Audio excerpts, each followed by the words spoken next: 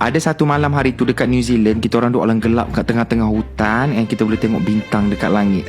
Ni actually antara aktiviti yang best sikit bawa pemenang New Zealand trip hari tu. Kita pergi stargazing dekat tengah-tengah hutan. And nak pergi tempat ni kena naik bas, macam bas sekolah.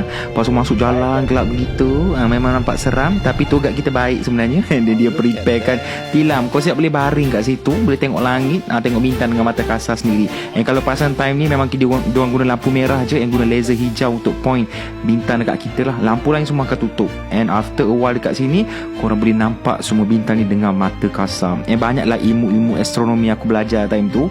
Ada yang ingat, ada yang lupa, tapi memang interesting. And benda ni korang boleh nampak kalau pergi tempat area bukit macam ni. Dekat bandar takkan nampak, sebab ada light pollution kan.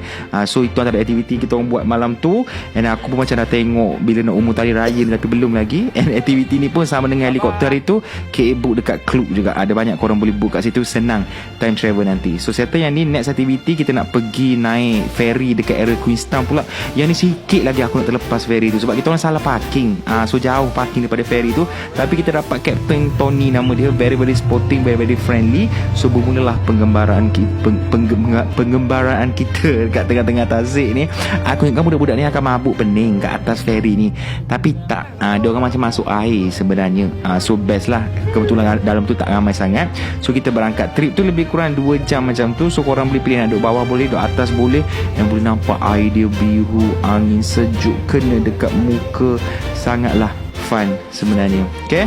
And then yang lagi best, Captain pun bagi aku peluang jadi Captain juga. Memang aku charge RM2 seorang kutip daripada setiap passenger. Ada lagu lah je, tapi memang sangat worth it. And ni pun sama juga, ada book dekat Klook juga. So senang, korang boleh travel mana-mana, book je dekat situ. So nantikan episod seterusnya. I try my best untuk cepatkan next episode. But until then, stay tune dulu. Okay. Thank you guys.